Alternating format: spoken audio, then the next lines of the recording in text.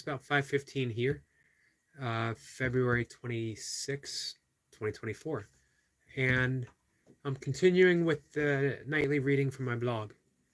So far, I've been reading what I've written for the day. We'll see how long that continues. I enjoyed going back into the archives, pulling things out, and reading them as well. But this topic is relevant to what I've been experiencing, what I've been thinking about, and what I talked about earlier today in my burpee video, as well as in my live session earlier. So let's stick with that trend. Well, it's still trending, in my mind at least. And the topic is petty tyrants, which is something anyone who has a channel on YouTube has experienced, otherwise known as trolls, but not exclusively. Petty tyrants show up in all aspects of our life, not just social media. They can be friends, they can be family members, they can be strangers, they can be co-workers. And they appear mainly in order to put us in our place, to remind us not to strive, not to reach, not to step outside the bounds, not to color outside the lines. Modern life, modern society has a tendency to want to keep us constrained and constricted. Only a few people can break out, considered special, and you're not special. That's the role of a petty tyrant, to tell us that we're not special. And of course, we are both special and not special. We are special in the sense that we are creative geniuses, each and every one of us, in our own unique way. Some we haven't discovered that way yet, which is a shame, but I hope you do. I hope we all do. And as much as the petty tyrants show up on social media has also been a blessing for many artists, particularly, in my opinion, YouTube. If you have a channel and you haven't been doing much, this is your opportunity to do more. This is your opportunity to create outside the bounds of any restraints, any at all, including your own that you've put on yourself without even realizing. Sometimes we can be our own petty tyrant, and we continuously remind ourselves not to step too far outside of the bounds, otherwise something bad might happen. And it's always better in our minds to keep that bad undefined, so that we're always fearful, we're always afraid. So, petty tyrants. This is from today's blog. Before I start, it is what it is. Lewis is here. No, I still do the, Lewis is asking if I changed the time. I still do the afternoon, I guess early morning for you. And I'm doing something separate. I'm doing live reading from what I write in my blog every day. So it's generally a short reading, and I answer a few questions or talk about the subject. I then call it a night, usually 10, 15 minutes, sometimes 20. So with that in mind, today, and again, I wrote about something that's been on my mind, and it's titled Petty Tyrants. I remember reading the urging of Don Juan to Carlos Castaneda on having a petty tyrant in his life. The important role that they play in allowing one to recognize and reduce their own self-importance, freeing them of the concerns of others. It's similar to the view that Abraham Maslow had for self-actualized people, that they are free of the good opinion of others. In the age of social media, none of us have to search far to find a petty tyrant, or indeed, perhaps some of us play that role well for others. It's important to consider, do we unknowingly slide into the petty tyrant role, not realizing that we might harass someone for their content just because it's so easy to leave a negative reply? As I share my own work now, especially through public views on more visual social media. I guard myself from slipping into negativity, even in reply to the petty tyrants that so often seem to appear. It strikes me how easily it is to become defensive, matching the energy of a critic with an argumentative stance and offering insults in place of calm abiding. It's a telling mark of my own peacefulness. If I'm riled and offended by the words of someone I don't even know, or do I allow my humor and easy nature to show through and simply smile at the situation? Mostly I smile. A petty tyrant plays an important role, and I've earned the right to have one.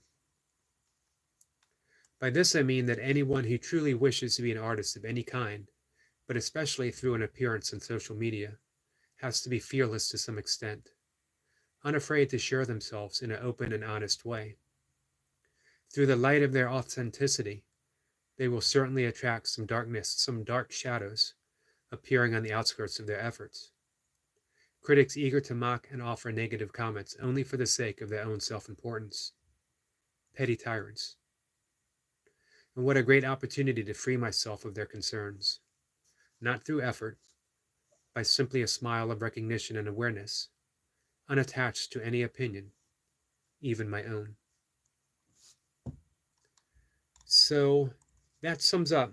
Remember, it was Carlos Castaneda who first wrote of petty tyrants.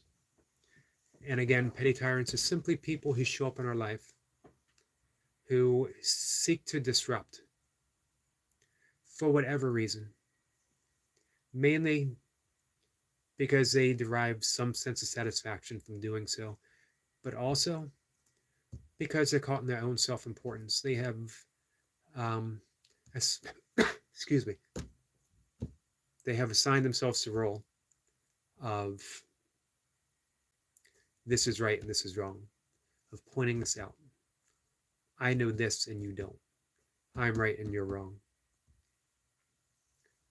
As I mentioned earlier this morning, at the end of my burpee talk, it's actually a sad state to be in, that someone is so attached to their own self-importance, to their own opinion, to their own ego, to their own point of view, that their entire sense of satisfaction is based on making someone else wrong.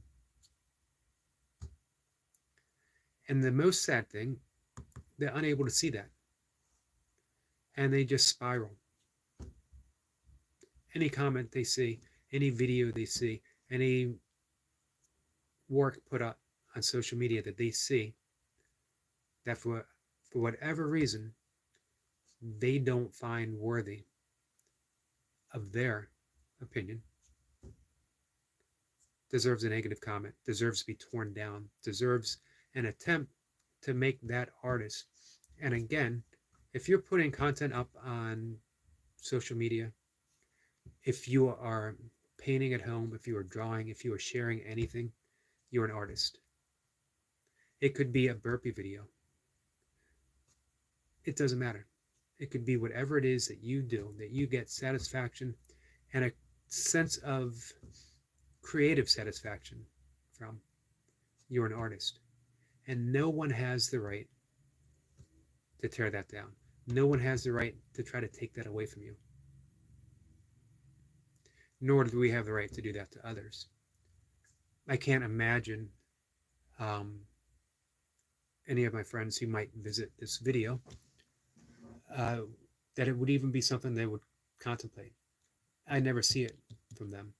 I feel blessed to be in a community of wonderful people who are supportive no matter difference of opinion. But I have seen those very same people attacked by others. And I see it as I've gained more subscribers, more viewers. I find that it attracts more petty tyrants. The thing to remember is the importance that Carlos Castaneda placed on them, that they are here not just to serve their own negativity, they are here to set us free. because our response means everything.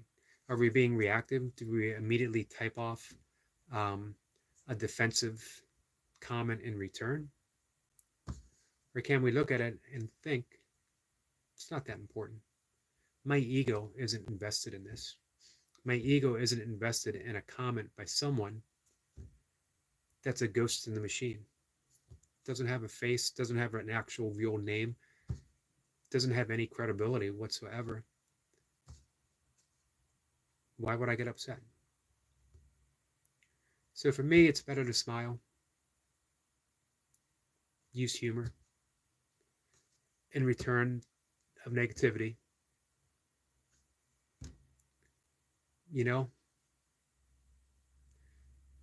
reply with kindness. To me, that's the only way. I remember hearing a comment from Wayne Dyer decades ago that the choice really comes down to you can be right or you can be kind. Doesn't mean that you might be actually right or you might not be actually right. It doesn't matter in view of kindness itself. If by you being right and feeling that you're right has to make someone else feel awful, feel bad, feel wrong, is it worth it? I'd rather be kind. So my friend Lewis says, and I'm here to back you up, which I appreciate, and I've seen. So I have absolutely no doubt of that whatsoever.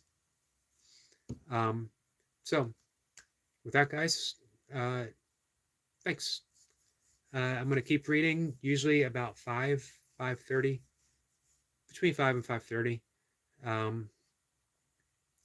Whatever it is, my blog, what I write every day is generally based on my life.